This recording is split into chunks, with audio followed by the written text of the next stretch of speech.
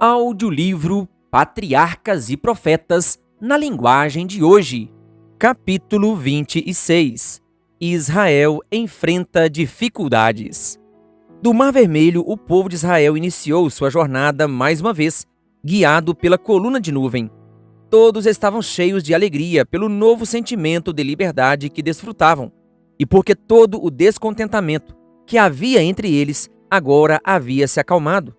No entanto, por 3 dias durante a viagem, não conseguiam encontrar água.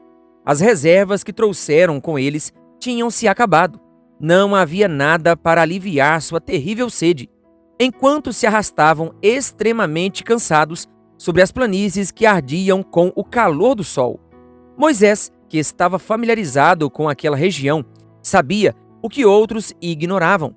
Em Mara, o local mais próximo, onde ficavam fontes, as águas eram impróprias para o uso. Com tristeza no coração, ele ouviu os gritos de alegria: "Água! Água!", ecoando pelo acampamento. Homens, mulheres e crianças se apressaram alegremente para chegar ao oásis. De repente, ouviu-se um grito de angústia da multidão. A água era amarga. Em seu desespero, o povo culpou Moisés, sem se lembrar de que a presença de Deus naquela nuvem misteriosa o havia guiado, assim como a eles também. Moisés fez o que eles se esqueceram de fazer. Clamou fervorosamente pela ajuda de Deus. O Senhor lhe indicou um arbusto. Ele o lançou na água, e esta se tornou boa. Êxodo 15, versículo 25. Ali Deus fez uma promessa a Israel: se vocês derem atenção ao Senhor, o seu Deus, e fizerem o que ele aprova, se derem ouvidos aos seus mandamentos e obedecerem a todos os seus decretos, não trarei sobre vocês nenhuma das doenças que eu trouxe sobre os egípcios, pois eu sou o Senhor que os cura. Êxodo 15, versículo 26. De Mara, o povo foi para Elim, onde encontrou 12 fontes de água e 70 palmeiras. Êxodo 15, versículo 27. Ali acamparam por vários dias. Quando fez 1 mês que tinham saído do Egito, as provisões de alimento que levaram começaram a acabar. Como seria possível alimentar um número tão grande de pessoas? Até os líderes e anciãos do povo se juntaram para se queixar contra os representantes de Deus.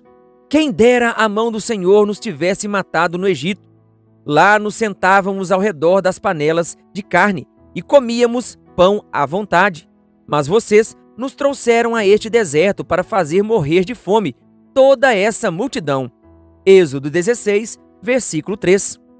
Por enquanto, eles ainda não estavam passando fome, mas temiam pelo futuro.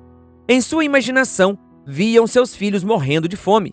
O Senhor permitiu que as dificuldades os cercassem e que as provisões de alimentos fossem acabando, para que o seu coração se voltasse para aquele que tinha sido o seu libertador.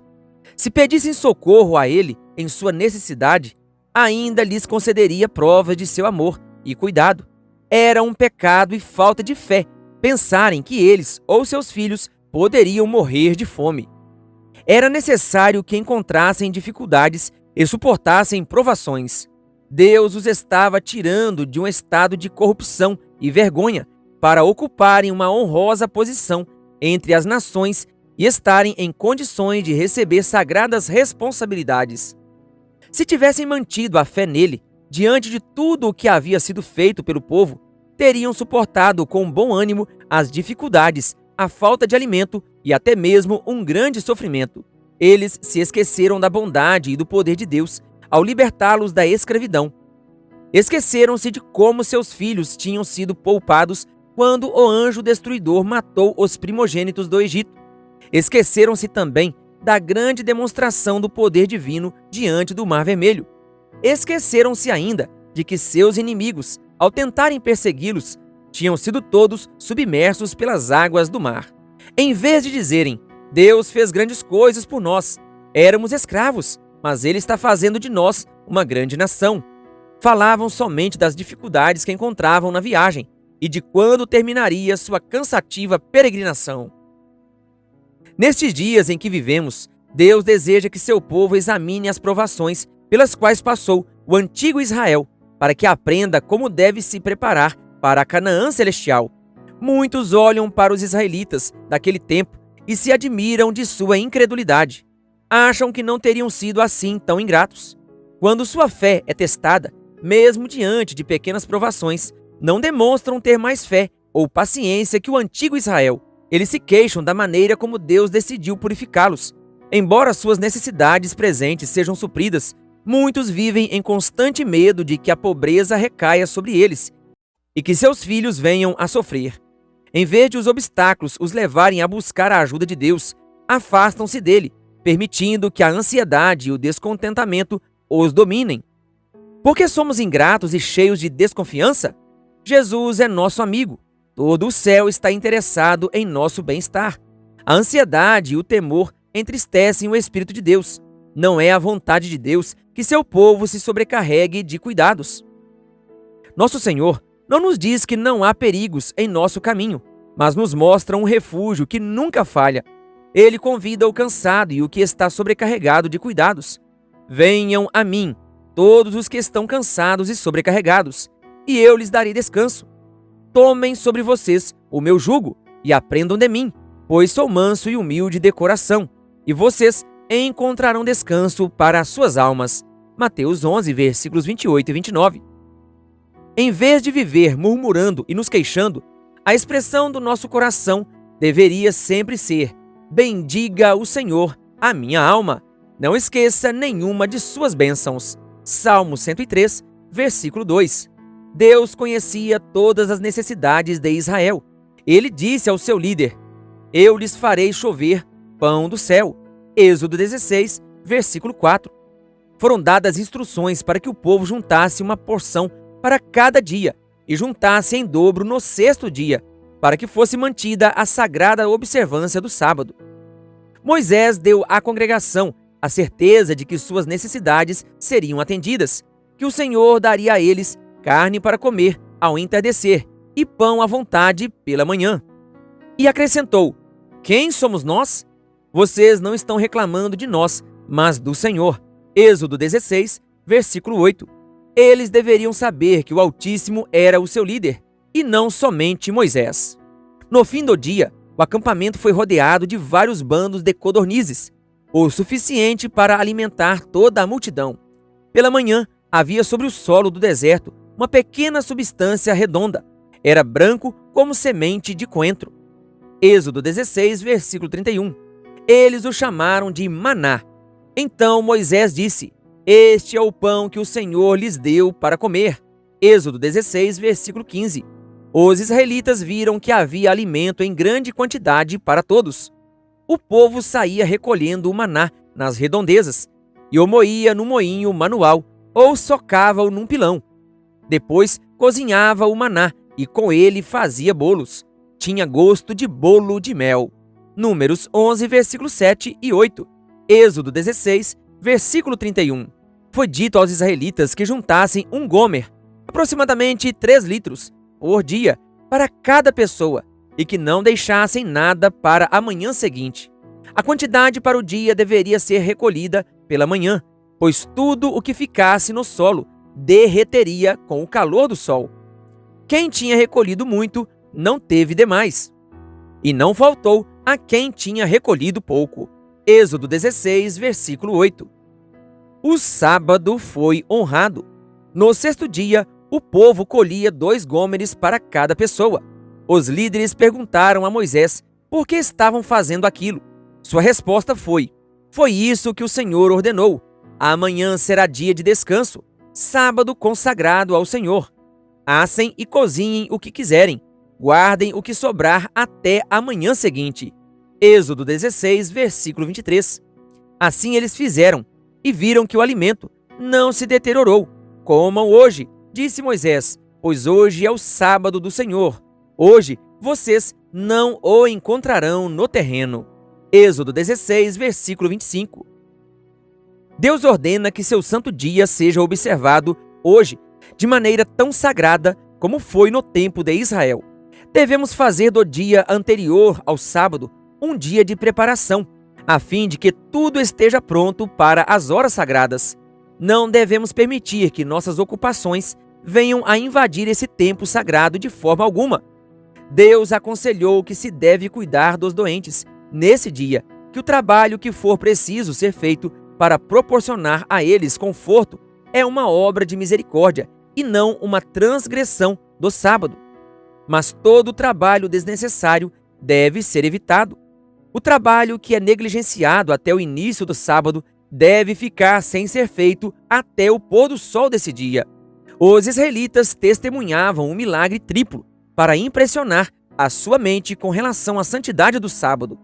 Porção dobrada da quantidade do maná caía no sexto dia. No sétimo dia, o maná não caía, e a porção necessária para o sábado se conservava fresca e pura. O sábado antes do Sinai. Dentro do contexto em que Deus fez cair o maná, temos provas claras de que o sábado não se originou quando a lei foi dada no Sinai. Antes de os israelitas chegarem ao Sinai, compreendiam que Deus esperava que guardassem o sábado. A cada sexta-feira, quando eles recolhiam porção dobrada do maná como preparação para o sábado, a natureza sagrada do dia de repouso era fixada em sua mente. Quando alguns deles saíram no sábado para colher o maná, o Senhor perguntou: até quando vocês se recusarão a observar aos meus mandamentos e as minhas instruções? Êxodo 16, versículo 28. Os israelitas comeram maná durante 40 anos, até chegarem às fronteiras de Canaã. Êxodo 16, versículo 35. Durante 40 anos foram diariamente lembrados do infalível e terno amor de Deus. O Senhor deu a eles o pão dos céus. Os homens comeram o pão dos anjos. Salmo 78, versículo 24 e 25.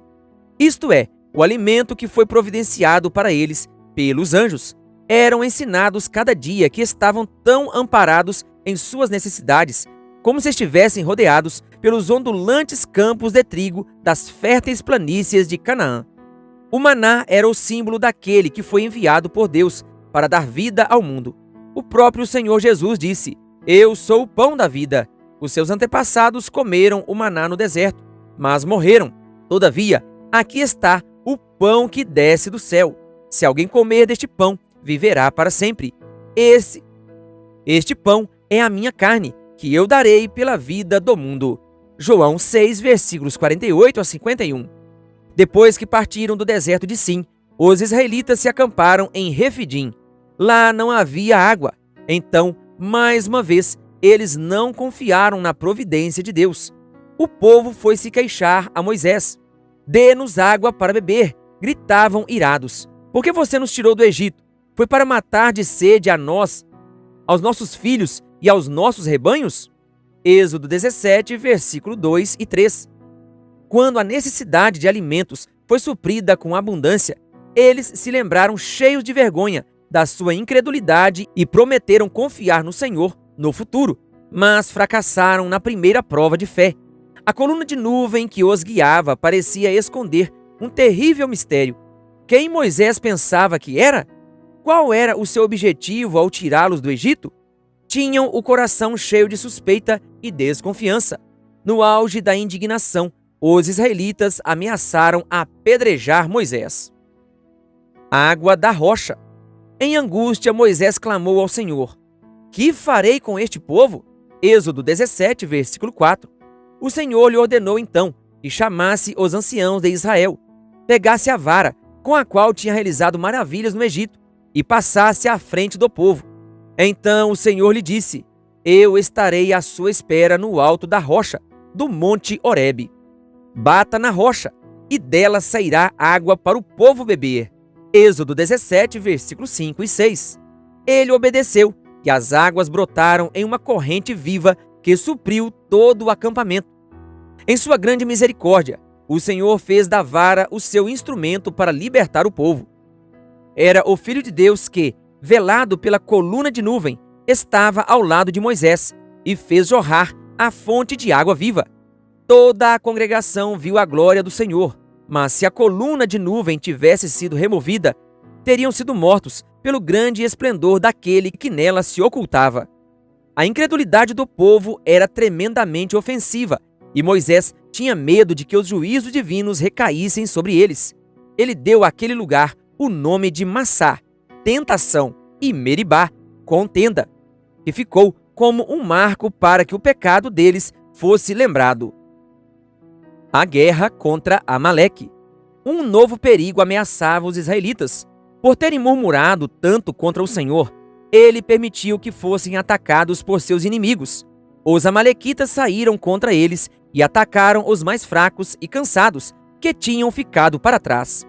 Moisés deu ordem a Josué para que escolhesse um grupo de soldados de várias tribos e os guiasse na luta contra o inimigo, enquanto ele estaria em um monte mais próximo com a vara de Deus em sua mão. Assim, no dia seguinte, Josué e seus soldados atacaram o inimigo, enquanto Moisés, Arão e Hur ficaram na colina, observando a batalha lá do alto, com os braços estendidos para o céu e segurando a vara de Deus em sua mão direita. Moisés orava para que os exércitos de Israel vencessem. Eles perceberam que, enquanto as mãos de Moisés estavam estendidas para cima, Israel estava vencendo, mas quando ele baixava os braços, o inimigo vencia. Como Moisés estava ficando muito cansado, Arão e Hur seguraram seus braços até o pôr do sol, quando o inimigo foi derrotado. O ato de Moisés foi muito significativo, pois mostrava que Deus tinha o destino de Israel em suas mãos. Enquanto mantivessem sua confiança no Senhor, ele lutaria por eles, ajudando-os a vencer seus inimigos. Por outro lado, sempre que deixassem de se apegar ao Senhor e passassem a confiar em si mesmos, ficariam fracos e o inimigo prevaleceria contra eles. A força divina deve ser combinada com o esforço humano. Moisés sabia que Deus não lutaria em favor de Israel enquanto o povo permanecesse inativo. Durante todo o tempo em que o grande líder intercedia junto ao Senhor, Josué e seus bravos soldados faziam todos os esforços para derrotar o inimigo de Israel e de Deus. Pouco antes de sua morte, Moisés enviou ao povo este solene apelo: lembrem-se do que os amalequitas lhes fizeram no caminho quando vocês saíram do Egito. Quando vocês estavam cansados e exaustos, eles se encontraram com vocês no caminho e eliminaram todos os que ficaram para trás. Não tiveram temor de Deus. Vocês farão com que os amalequitas sejam esquecidos debaixo do céu. Não se esqueçam. Deuteronômio 25, versículos 17 a 19. Com relação a esse povo ímpio, o Senhor declarou: o Senhor fará guerra contra os amalequitas de geração em geração. Êxodo 17, versículo 16. Os amalequitas não ignoravam o caráter de Deus e sua suprema autoridade, mas decidiram desafiar o seu poder. As maravilhas realizadas por Moisés diante dos egípcios se tornou assunto de zombaria entre eles. Fizeram um voto diante de seus deuses de que destruiriam os hebreus e se vangloriavam dizendo que Israel não tinha forças suficientes para enfrentá-los. Eles não tinham recebido nenhuma ameaça dos israelitas. A agressão que fizeram não foi motivada por qualquer provocação por parte dos israelitas. Foi para desafiar a Deus que procuraram destruir seu povo. Os amalequitas eram pecadores insubordinados já por muito tempo. Em sua misericórdia, Deus os chamava ao arrependimento, apesar de tudo. Mas, quando os homens de Amaleque atacaram as fileiras cansadas e indefesas de Israel, selaram o destino de sua nação. Sobre todos aqueles que amam e temem a Deus, ele estendeu sua mão como um escudo protetor. Cuidem para não ferir essa mão, pois ela maneja a espada da justiça. Jetro, o sogro de Moisés, que morava não muito longe do lugar onde estavam acampados, decidiu visitar os hebreus e levar consigo a esposa de Moisés e seus 2 filhos. Moisés, o grande líder, saiu alegremente para se encontrar com eles e os trouxe para a sua tenda. O sábio conselho de Jetro. Pouco depois que chegou ao acampamento, Jetro viu quão pesadas eram as responsabilidades que Moisés levava. Traziam a ele não só questões de interesses e deveres com relação ao povo, mas também todas as controvérsias que surgiam entre eles. Moisés lhe disse: toda vez que alguém tem uma questão, esta me é trazida, e eu decido entre as partes, e ensino-lhes os decretos e leis de Deus. Êxodo 18, versículo 16. Jetro se opôs a essa situação, dizendo: "O que você está fazendo não é bom. Você e seu povo ficarão esgotados, pois essa tarefa lhe é pesada demais. Você não pode executá-la sozinho." Êxodo 18, versículos 17 e 18. Ele aconselhou Moisés a nomear pessoas capazes, tementes a Deus, como chefes de 1.000, outros como chefes de 100, de 50 e de 10. Esses homens deveriam julgar questões de menor importância, enquanto os casos mais difíceis e importantes deveriam ainda ser levados a Moisés. Esse conselho foi aceito e trouxe não somente alívio a Moisés, mas contribuiu para que fosse estabelecida uma ordem mais perfeita entre o povo.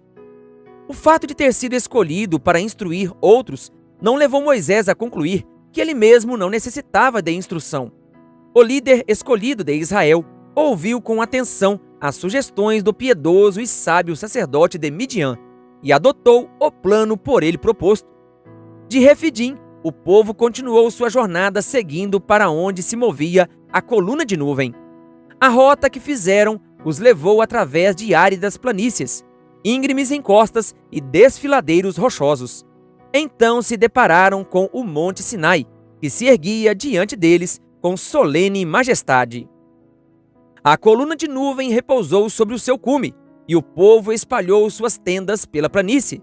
Ali seria sua morada durante quase um ano. À noite, a coluna de fogo lhes dava a certeza da proteção divina, e, enquanto dormiam profundamente, o pão do céu caía suave por todo o acampamento. Ali, Israel deveria receber a mais maravilhosa revelação que Deus já fez à humanidade. Ali, o Senhor reuniu seu povo para que pudesse impressionar os israelitas e fazê-los entender a santidade de seus mandamentos, declarando de viva voz sua santa lei. Grandes e radicais mudanças deveriam ocorrer neles, pois as influências degradantes da escravidão e da idolatria tinham deixado suas marcas nos hábitos e no caráter do povo de Israel. Deus estava agindo para erguê-los a um nível moral mais elevado, transmitindo a eles o conhecimento de si mesmo. Querido ouvinte, que Deus lhe abençoe. Se inscreva em nosso canal e ative o sininho das notificações. Canal O Bom da Bíblia, compartilhando a Palavra de Deus.